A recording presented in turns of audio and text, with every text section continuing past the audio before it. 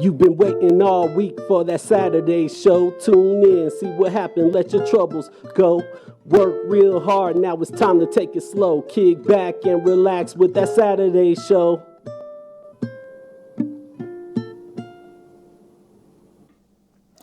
Good morning, Albuquerque.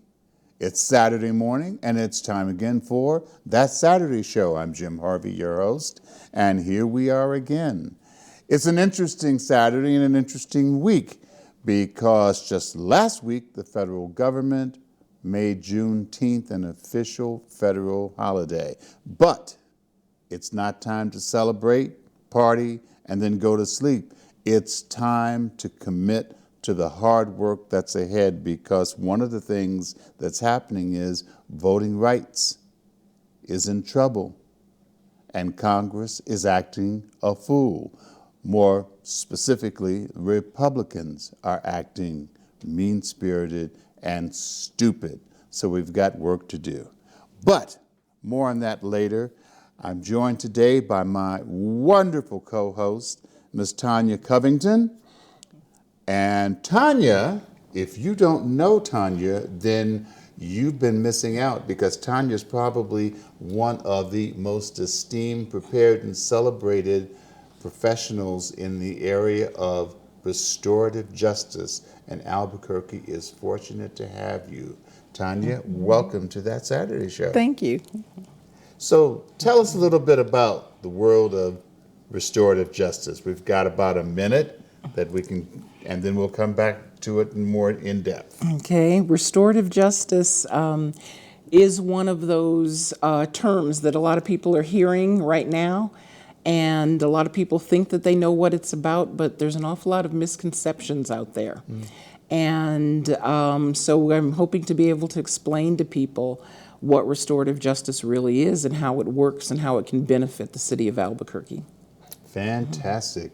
Restorative justice. And I've trained under Tonya, so I can tell you that I know it works. It's a way to find alternatives that keep people away from conflict, out of jail, out of prisons, and talking to one another to resolve some serious issues. So I'm just looking forward to even more discussion about restorative justice as we move ahead. So, right off the bat, let's get into your favorite part of the show, which is Good News News with Hassani Oljimi. Let's go to Hassani. Hassani, are you out there? Thanks, Jim, and welcome to Good News News. I'm your correspondent, Hassani Oluojimi, and I'm Gugu for Good News. The goal of this segment is to inspire and uplift you, the viewer, with nothing but good news. Let's jump right in, shall we? Our first story reads like this. As incarceration rates fall, U.S. prisons are being repurposed into homeless shelters, farms, and even movie studios. Let's investigate further, shall we? U.S. prison populations are declining. This is attributed to the easing of drug laws across the country. The gradual shutting down of prisons in the U.S. has led to a creativity boom in the form of remodeling old correctional facilities for other purposes. One former prison now locks up documents for banks and law firms. Gainesville County, Florida has a new homeless shelter found within the converted Gainesville Correctional Institute, shutting down due to budget cuts. Locals found the building ideal for converting into a homeless shelter and got straight to work, planting trees and painting walls. The existing infrastructure, like the industrial kitchen and plumbing, were already there, saving the organizers money. Since 2009, Grace Marketplace has served 750,000 meals, seen 1,500 residents rehoused, and serviced more than 15,000 homeless in the area, while reducing chronic homelessness by 38%. While offering medical care, financial services, mental health, and domestic abuse services, they also feature a garden, computer lab, and host cooking classes, also yoga.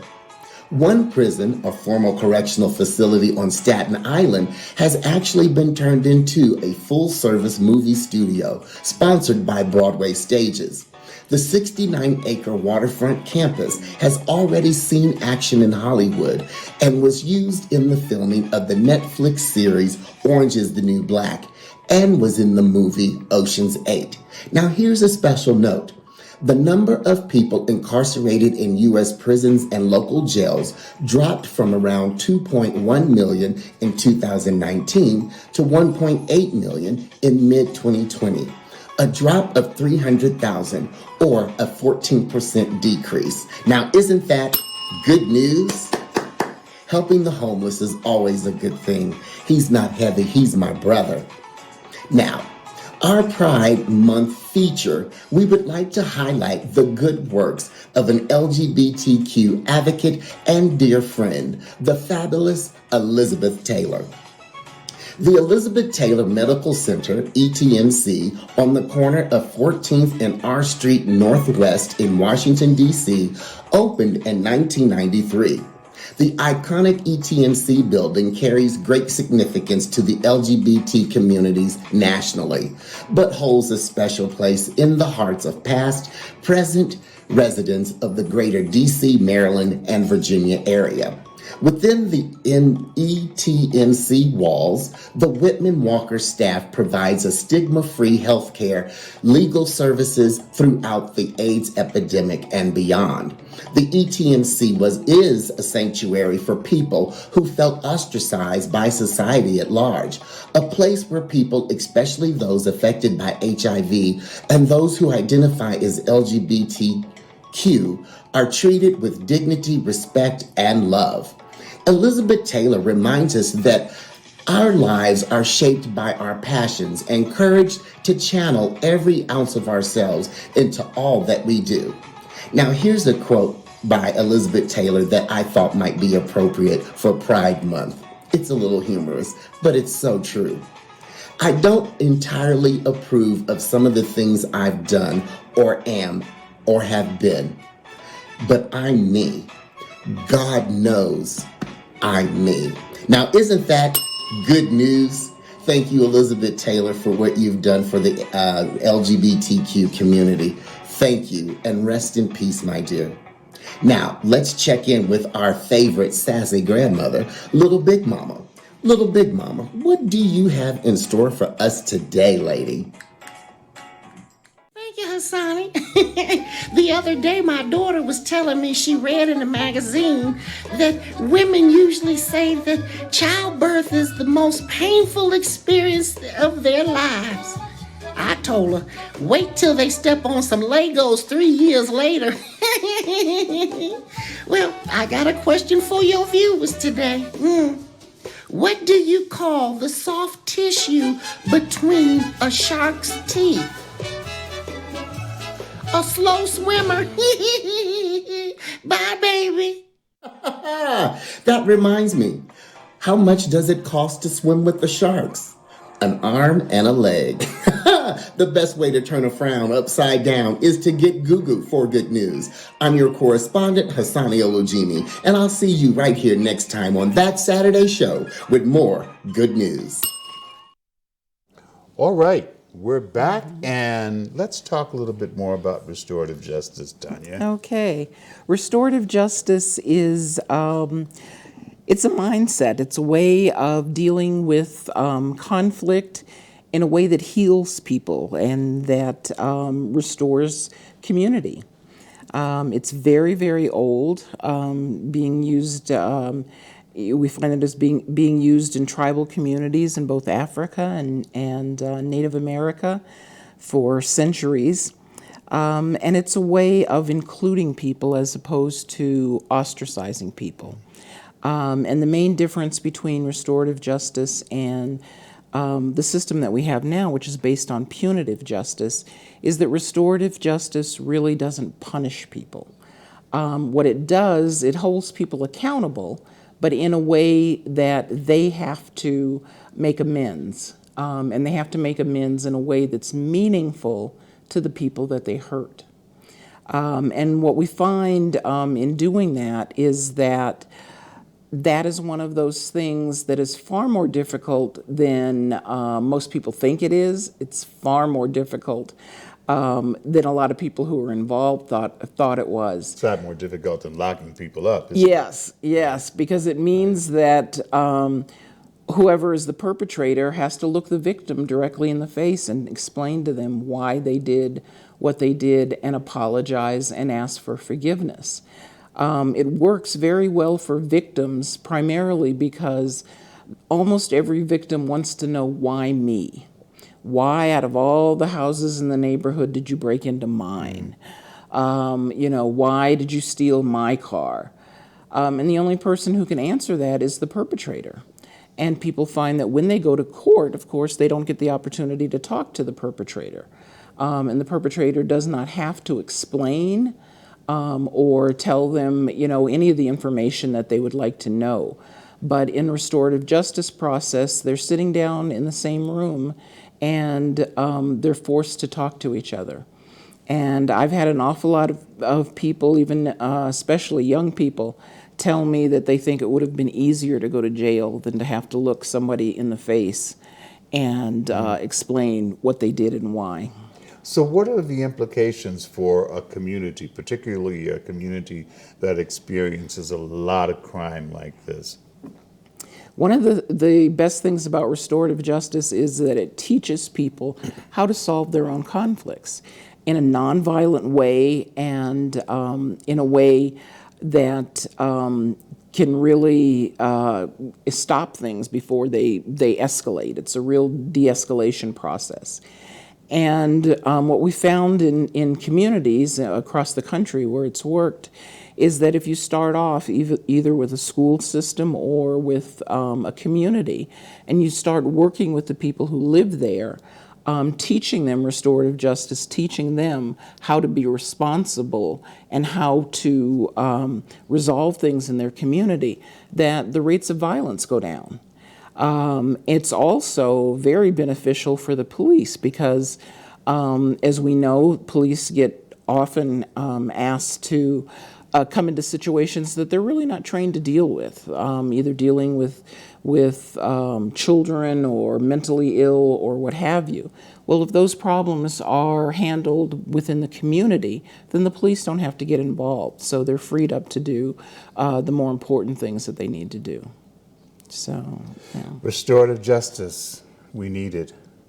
So, we're closing out Pride Month with a series of great interviews, and we hope that these are going to be enlightening and informing your knowledge.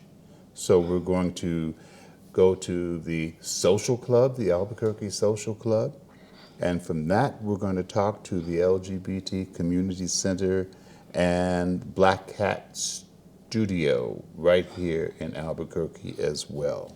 So let's get to those. And Tonya, thank you so much. Thank you for having me be here. And we're back with another edition of That Saturday Show. I'm Jim Harvey, your host, and joining us today is the wonderful, exciting, always engaged Nathan Illidge-Welsh. Nathan is the interim board president of the Albuquerque Social Club, one of the few clubs in the city, actually, that allows you to still smoke if you're a cigarette smoker. But we'll leave that alone. Anyway, Nathan's here, and we are still observing Pride Month, and we're glad to have him with us today. Nathan, welcome to That Saturday Show. Hi, thank you for having me. Absolutely. So listen, tell us what's going on with Pride and what is the Social doing, if anything, during Pride Month in Albuquerque? So obviously with the pandemic, we are still currently shut down, and we were hoping to be open by Pride Month so that way we could celebrate at the Albuquerque Social Club. Unfortunately, because we are still financially struggling to get everything together and open, we are working on it as a board. We do we finally got our all of our utilities in the process of being turned back on. We're going to go ahead and put in our liquor orders. We have the insurance coming, just because we want to make sure that we can open properly. As far as events go, because we can't have an event at Soch, it doesn't mean that we have cut out Pride completely. We do have a fundraiser coming up on June 6th from 3 to 5. I think the doors are opening at 2 at Marble Brewery, in which we're going to celebrate Pride the way that we would at Soch, but because our venue's still closed, we're doing it at another location. But it is at Marble, and it's a phenomenal cast lineup, which I'm excited about because I haven't seen these girls perform in over a year. I mean, none of us have seen them really perform in over a year. So we're really thrilled for them to get back on a stage and back into the limelight and performing. And they're all raising money for our bar, which is very exciting for us because, I mean, as you know, the pandemic has caused a lot of struggles with local businesses and local clubs. And you know, with a lot of us, when we got the go ahead to open, a couple weeks ago, we went from green to turquoise. It was kind of like, it was the moment of there's light at the end of the tunnel for us. Yeah, right. Here. We're ready. And we've just been working diligently and really hard to get everything we need to open. But, you know, we are aiming to open in 2 to 4 weeks, which is exciting for us. Unfortunately, it's going to be like towards the end of Pride Month, which makes me very sad. But there's Pride events happening all over. Like, I know that they're doing like the virtual shows that I'm pretty certain I saw on social media that Pride is doing these virtual shows, but also doing live shows. And they've been trying to recruit performers nonstop for the last couple of weeks just to make sure that they had a good lineup. And I'm sure that they do. You know how Pride doesn't, they don't mess around. Pride will always be Pride. And just because we are still in the middle of a pandemic doesn't mean you can't be prideful at your house either. So, I mean, there's never a time that we don't celebrate Pride. Let's be real. Exactly. I was sort of disappointed that there's not going to be a real parade this year again, you know, because one of the things I look forward to when I go to the parade every year is to see now Governor Michelle Lujan Grisham march in the parade in cowboy boots and runs the whole parade in these cowboy boots. And, you know, and I say, good grief, you know, who can do that kind of thing? But she does it. And, you know, it's a marvelous thing to see. But, you know, I guess she's got 2 years to rest up, and hopefully things will be back in order in 2022. And we can be there to watch her march in her cowboy boots. Yeah. So Nathan, tell us a little bit about the social. Some viewers that probably don't know anything about the Albuquerque Social Club, and they need to know.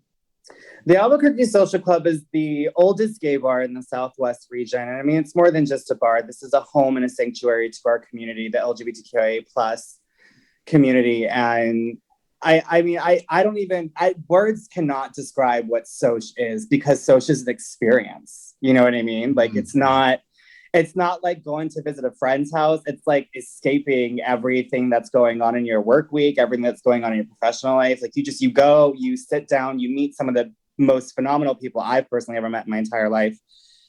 And you sit around and you have drinks and you watch a show. And like, we're a safe space that uses our platform to raise money for other local nonprofits in the area. We've raised hundreds of thousands of dollars in the 20 some, or actually we're punching almost 4 decades of being around.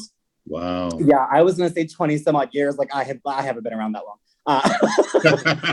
Like, just for me personally alone, like in the last 4.5 years that I've been here, Soch has been probably one of the best experiences of my life. And it is a members only club.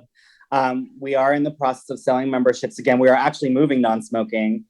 Just to let you know, we're moving non-smoking, which was it's a situation in itself, but it's time. I mean, it's 2021. I know that people really enjoy being able to sit and smoke and have a drink, but like, we don't want to do that anymore. We're trying to move forward. But everything about the Soch, the ambiance, the people, the bartenders, the staff, like, everybody is they're just exquisite people. You know what I mean? Like, they're fantastic. And if you haven't been to the Social Club to experience what the Social Club is, I definitely recommend it once we reopen. Because give us a glimpse. Give you a glimpse of what? Of what What's going on there? What kinds of things have you got on tap? Well, at this moment, nothing, because we're focusing all this time and energy. The board has worked so hard. I am so fortunate to be part of a board where we all have the same goal in mind, which is getting these doors open. And I don't know, it's so weird because I'm not really sure what keeps me going almost every single day, because between working my 40 to 50 hours a week, I devote a lot of my time in the evenings to getting things together for the bar. And every single time I ask myself, like, what keeps me going? And it's knowing what this place means to people that keeps me going personally. I don't want to speak for the rest of my board, but it's home away from home. It's that place you go to when you just need to get all this crap off your chest, when your work week is so stressful that you don't think you're going to make it. And then Friday comes around and you go to the Soch and you get to see all these people who are excited to see you, knowing that you just saw them 5-6 days ago. They get excited again. And it's almost like a family reunion every single weekend. And we are hoping to have this big grand opening, or grand reopening, I should say, for the bar once it comes down to it. We're almost there. This community has raised over $60,000 for us to keep our doors open last fall. We did that in a matter of 45 days. All that money paid for back taxes that we owed. And, we were able to take the cold months off here. Well, cold months, let's be real. Our cold months are like 3 months out of the year. Right. But we were able to take the winter season off to kind of reevaluate what needs to get done. And once it started warming up again towards the end of February, we've just been hammering these fundraisers every single weekend. There's a car wash, there's a rummage sale. This past weekend, we just did kind of like a kickoff to Pride Month, where we had a barbecue and a dunk tank, and it was carnival games and a rummage sale, and it was nice. We had a good turnout. That event was able to bring in another $2,000 for us. We had Dominique Toya raffle off one of her exquisite pots. We had another 2 members of the community raise $400 for us and another local nonprofit. And people are coming together for this, because this is like, that alone is what the Soch is. Like, that is what makes the Soch the Soch. That is what makes our community here in Albuquerque. And it's an experience. Like, being board president is an experience. Sure. Yeah, I've sat on a board with you before. Like, I've seen the stress levels. And I always told myself, like, this is something I'm eventually going to do. And now that I'm doing it, I'm just like, holy crap, this is so much work. It's overwhelming. But I just had this conversation with my husband the other night.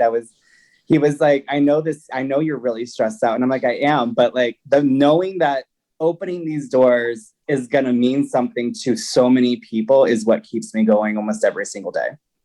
Well, you did be congratulated for that, because, we just look across the country at so many really great drinking establishments. Yeah.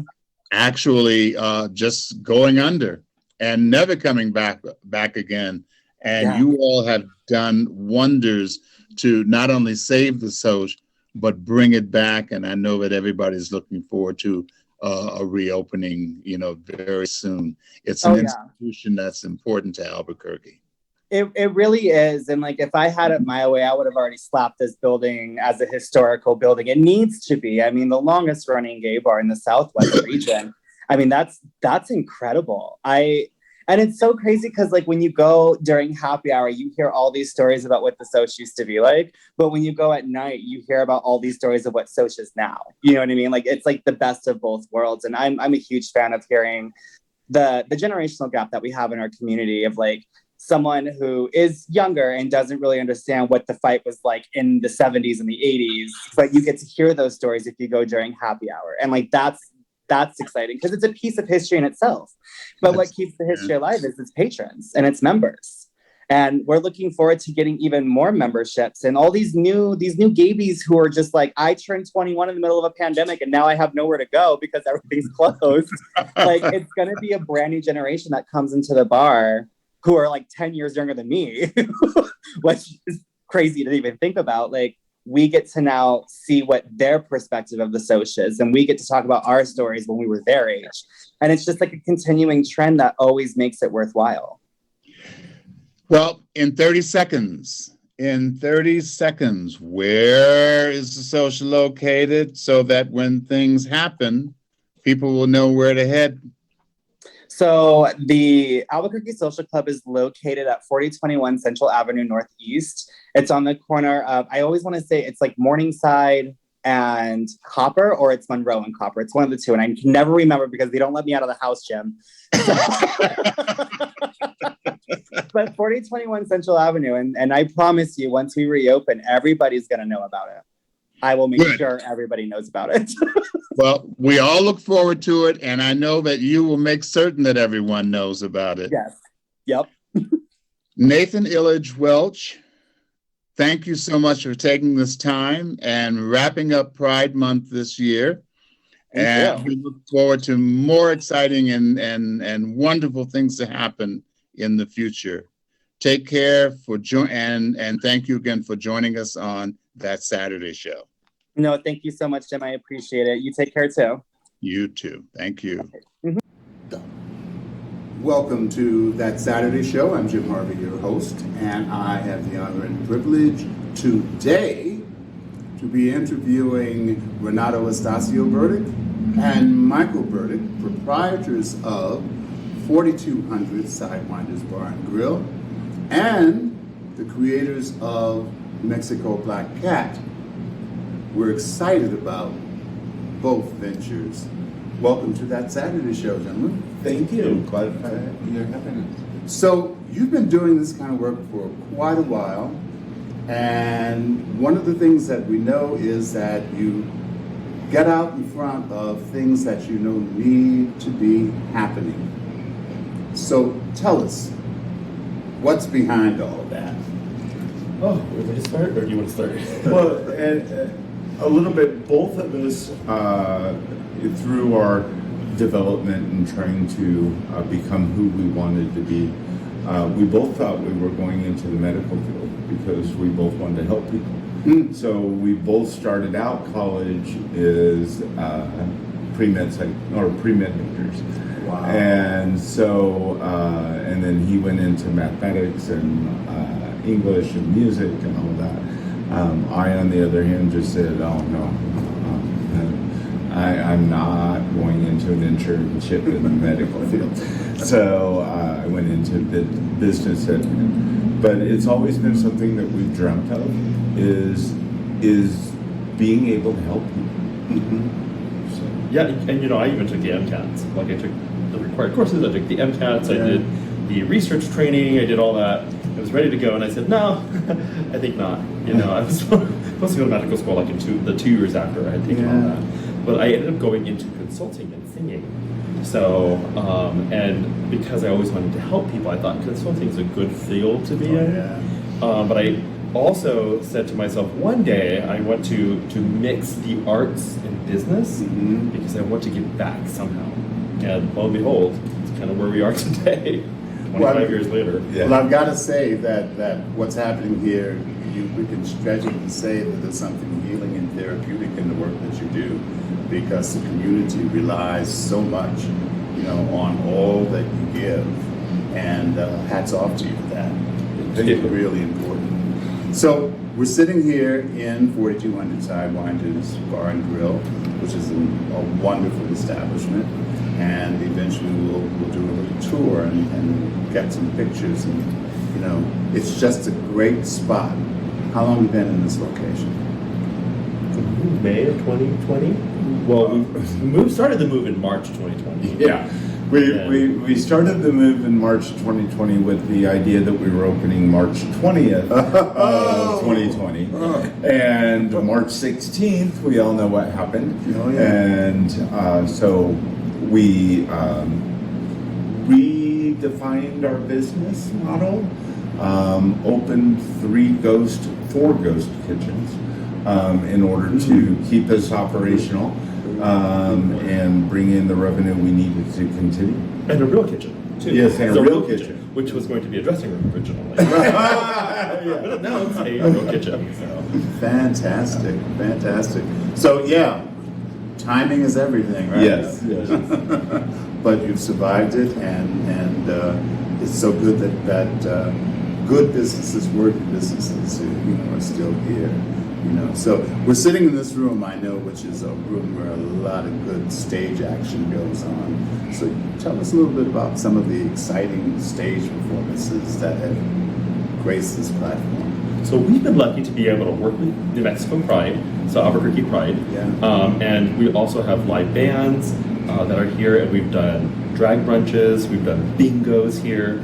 So this stage, which was custom built by some of our friends, are also helping to build another stage in another location for us. Oh, fantastic. That's good news. That is such good news. So we're going to take a quick break, and we're going to come back, and we're going to talk about the Black Cat. Okay. All right. Sounds good. And we're back at That Saturday Show, and we're continuing to talk with Michael and Renato. So there's this other exciting thing that's bubbling up here in town called the Black Cat, New Mexico Black Cat. Tell us about it. Well, so the Black Cat is designed to fulfill what the community as a whole, like the holes in the community. So when it comes to like education, performing arts, business, finance, just filling the social services needs outside of anything else that is currently offered, that is the whole goal, to better the social welfare of our organization, of our community through this organization.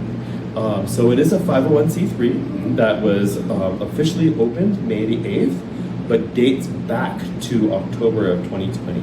Wow. Yeah, and it's currently being refurbished in certain parts, like we're redoing the stage, we're reconfiguring the dance room, we're redoing the middle part, which was a workshop and a storage for props. It's becoming an education center. So yeah, it's all slowly coming together, and even during the summer, it will. A lot is being done, like this week, as an example. Yeah, the center was open to fill some gaps that were in the community that people were asking for. Sober space, a place that allowed artists and artisans to display and sell their wares, a place to offer educational services, GED help, applying for college grants, trying to get into college, to everything from balancing your checkbook to your financial well-being of your home, budgeting, as far as ironing clothes. I mean, sometimes that stuff isn't known. But we have several people that have signed on with different professional backgrounds to teach different aspects of life in general, and different things that can help people that are not sure what they want to do with their lives to be able to find a path to get there. Yeah. And we do a lot of focus on art, on the arts community. But there's education, so there's the education component, right? And then the business component, and the social, and the performing. It's all meant to be like a wraparound social welfare organization, just to better our community, what the community wants. This is a real investment in community. That's what it is. You're investing in community. You're investing your resources, yes, but you're also investing in community, and with the success of people that access resources, you've got folks who will ultimately, hopefully, give back. You're strengthening the community, building capacity in the community, sustainability, and we don't see a lot of that these days. So again, hats off for that, because that is what we need. Thank you. Yeah. And one day we hope that there will be an opportunity to open. Hopefully, one day there'll be an opportunity to open it as a school, move in the direction of a school, as well as move in the direction of a performing arts education complex. Right now, we're just beginning to feel out who's interested. We have a lot of people from different organizations across the community that want to be a part, and they're just waiting, and we're waiting to say, okay, now it's time. and we're almost there. So you're filling a void that's so obvious here. You know, I look around and there's so many performing arts venues here. You know, and the theaters have a way of taking. You know, but they don't give back to aspiring artists, to young artists coming into the theater like they need to. So how you hone an artist's skills, you know, is such an important piece. So, you know, I love that. Yeah. Sorry. One of the grants that we've received is actually to develop a gender non-conforming performance arts collaborative. Bravo. Yeah, so the idea behind that is, with it being gender non-conforming, we can give roles to people who would not ordinarily get roles, and to train them to live and be a part of a semi-professional theater. So it's from the McCune Foundation. So we want to acknowledge the McCune Foundation as well as the UNLV Fine Arts Alumni Association, because those were two of our grants. Oh wow, UNLV. Yes. They reached down into Mexico. They did. That's They did. great. Yes, That's one of great. 10. We were one of 10 grantees. That's fantastic. So with less than a minute left, messages. What kind of messages would you like to share with our viewers, put out there in the community in terms of what to expect and you know, and your appreciation? Be the best person you can be. That is the only thing you can accept expect of yourself, is be the best person you can be, and try not to be anybody else, because that gets so many people in trouble. And try not to beat yourself up if you can't be the person you wanted to be today. Just keep trying, because you will be the person you can be and the best person you can be, and that's all anybody can expect. Michael? All right. You know, we have all been there. Renato and I both at one point in our life, because of choices that we had made in our life, were homeless. We struggled and worked ourselves as self-made people, and we want to give that feeling of accomplishment and courage back to others. And we couldn't have done it without our friends and our family and our business partners. You know, it takes a community to make a community, and that's what we want to be a part of. Congratulations to two of the stars of the village. Much love and appreciation to both of you, and much success as you go forward. Renato, Michael, thank you so much for being on That Saturday Show. Thank you. All right, wonderful information that can uplift and inform. It's great. It's just great. So, more information that you need. July 13th, there'll be talks about restorative justice beginning at the Albuquerque Center for Peace and Justice. 6 p.m. 6 p.m. to 8 p.m. every Tuesday. So join us. Join us for that. Come and learn about restorative justice. You need to know. In addition, June 29th, Marijuana Liberation Day. Feel free to light up, but don't drive and don't operate any heavy machinery. It's Marijuana Liberation Day. All right, we're going to go to one more important interview, and that is a Black gay fraternity called Gamma Mu Phi. And tune in, learn some more about what's going on in the LGBT communities, and we've reached all the way across the country to Washington, D.C. for this one. And right after that, we're going to bring you more music from the incredible, the very talented, the wonderful Michael Herndon, who will take us out of today's show. Tonya Covington, thank you so much for joining us. Thank you for having me. It's been Appreciate fabulous. All right. Let's get that interview now from Gamma. Welcome back to That Saturday Show. I'm Jim Harvey, your host, and joining us today from the great land of Washington, D.C., yes, we're going national today, is the incredible, indomitable Dulani Moore, founder of Gamma Mu Phi fraternity. And Frat, it is so good to see you, and welcome to That Saturday Show. I thank you, and thank you for that gracious introduction. It's so great to see you as well. You're so deserving of that and so much more. So tell us, who is Dulani Moore and what moved him to start this wonderful fraternity for same-gender loving men?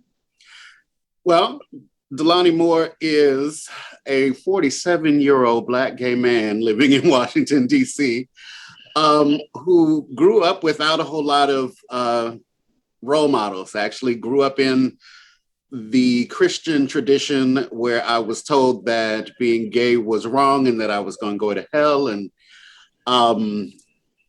Gamma came about while I was in college. My senior year of college, I finally accepted myself for who I am.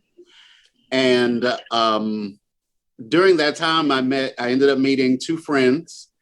We did not know then, but all of us had aspirations of being a part of a fraternal organization. But at that time, they weren't openly accepting of same-gender loving men. Though we know that all of them are riddled with us, they did not openly accept us, nor did they necessarily want it to be known that we would be a part of their number. So the three of us got to talking, and once we discovered that we all kind of had this desire, then the question became, well, what can we do? And so on that May 8th, 1999, not only did I graduate from college, but I also bonded with two men that became brothers for life as we started the path of establishing Gamma Mu Phi Fraternity Incorporated. That's great. That's an admirable goal you all set. And as I look at it today, it looks like Gamma has spread like wildfire across the country. And as we observe June as Pride Month, it's only fitting and proper that we kick this off, with a Black same-gender loving fraternity responding to all the needs and all the issues that are out there facing Black gay men around the country. And so I just salute you for that. So tell us a little bit about, the progress of Gamma Mu Phi. Well, we are now at, I believe it's 12 chapters. 11 chapters nationwide. One chapter, Gamma, is reserved for those brothers who have passed on. Mm-hmm. And that's how we honor them, by inducting them into the Gamma chapter once they have. And we've been really doing some great things. I mean, we have brothers that work in all aspects of social services and LGBTQ service. Particularly work with Black, gay, lesbian, and trans individuals. So, one of our core values is advocacy for our community, and we definitely shine that light. That's good to know. That's really good to know. So tell us a little bit about some of the social service projects that stand out for you. Well, one thing that I actually did enjoy being able to participate in before the pandemic, me and some brothers got together in Houston. We actually worked with a group there that advocates for elderly LGBTQ individuals. We did a day of service with them, and we sat with them, we talked, we played games, we broke bread, we heard their stories, we learned from them, they learned from us. And that was a particularly moving experience. I enjoyed that because there really isn't a lot anywhere in the country for our aging community, especially the communities of LGBT communities of color.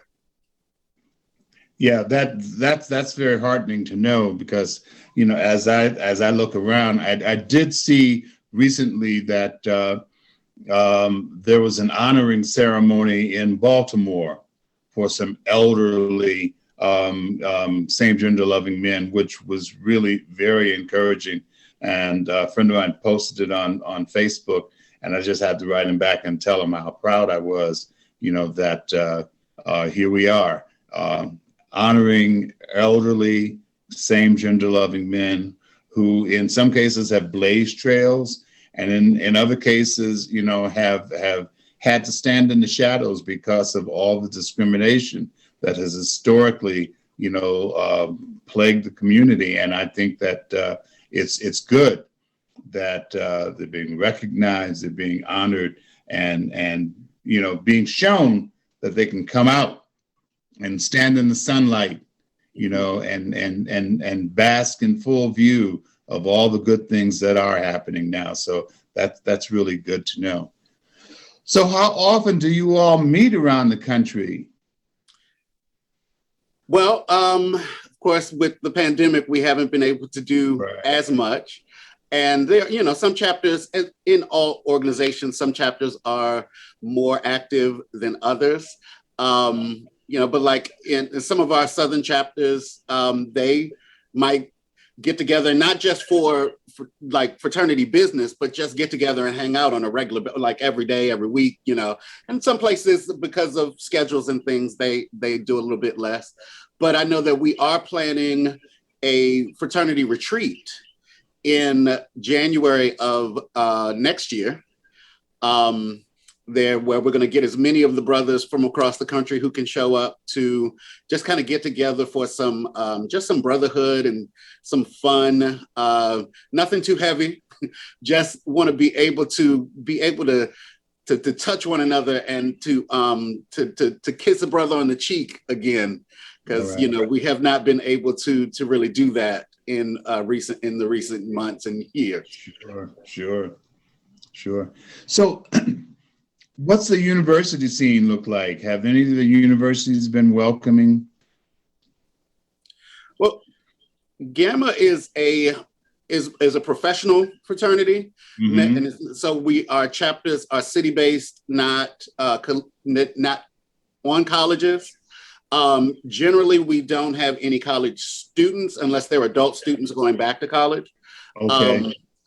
We look for people who are men who have kind of already walked that journey, and are in their professional lives at this point, even if they do decide to go back for continued education.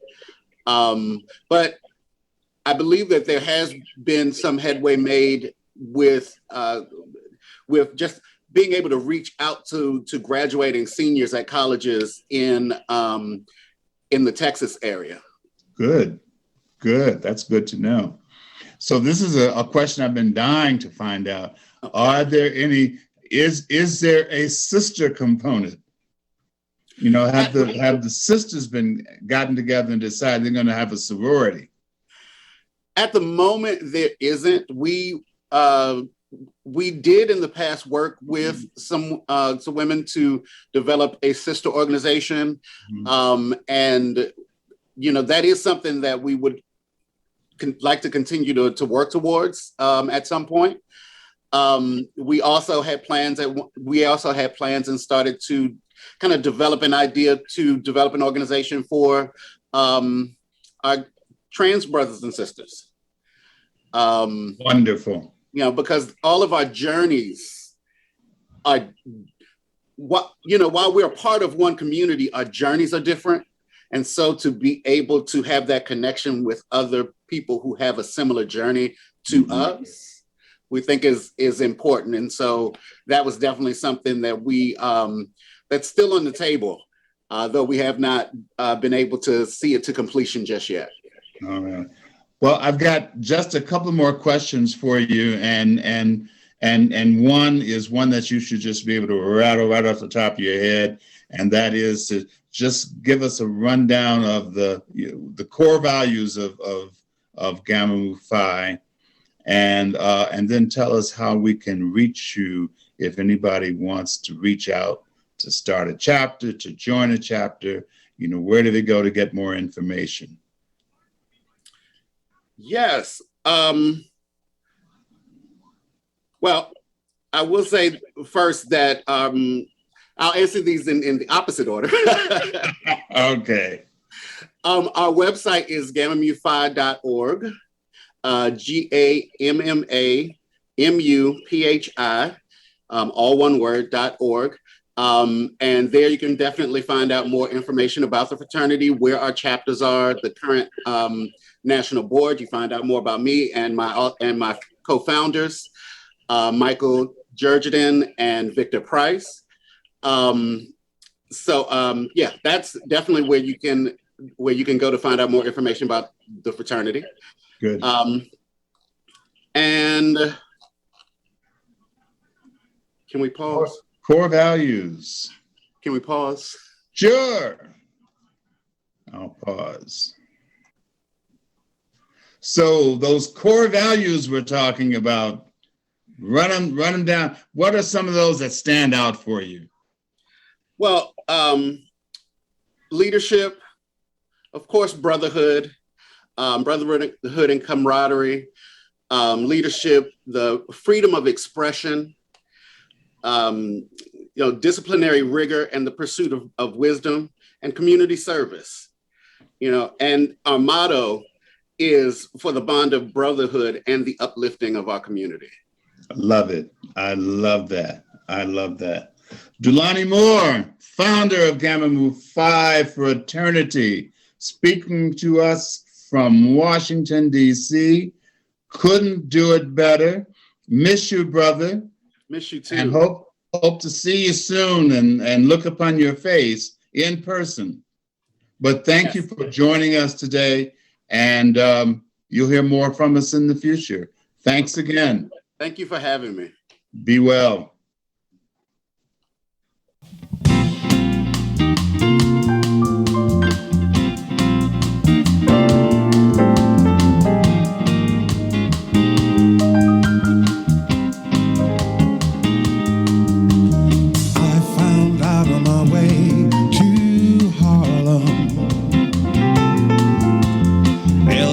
He don't live around here. He moved away one day, so they say, away from Harlem. I can hear his echoes tell. No, you can't keep me away from where I was born. I was baptized by my daddy's horn. No, you can't keep me away from where I was born. I was baptized by the jazz band's horn. Oh, I found out on my way through Harlem. Langston Hughes, he don't live round here. He moved away one day from his way here in Harlem. I know that Marvin Gaye used to play right in here. Somebody said you can't keep me away from where I was born. I was baptized by my daddy's horn. No, you can't keep me away from where I was born.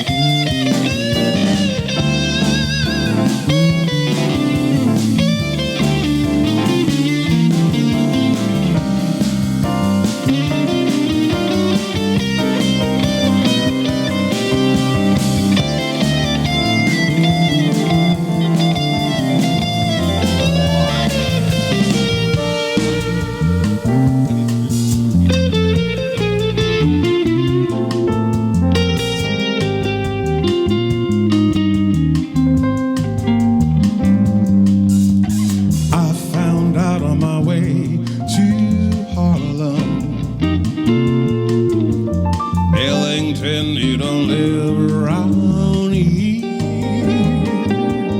He moved away one day from his way here in Harlem. I can hear his echoes clear. Oh, no, no, no, you can't keep me away from where I was born. I was baptized by my daddy's horn. No, no, no, no, you can't keep me away from where I was born. I was baptized by the jazz man's horn. Oh, I found out on my way through Harlem. Marvin Gaye, he used to play what's going on right over there. I sure could use some of those blues from Langston Hughes.